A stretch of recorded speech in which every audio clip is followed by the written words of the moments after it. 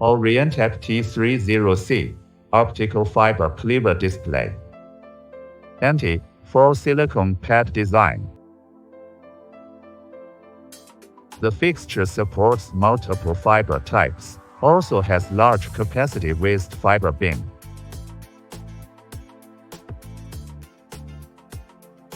Automatically return a blade, make your work more efficient. Optical fiber cutting test.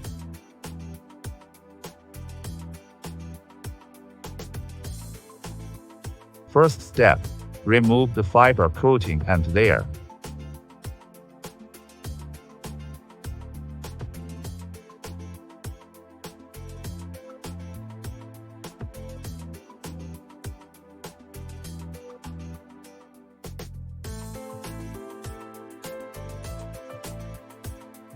Then cleaning the fiber and cutting.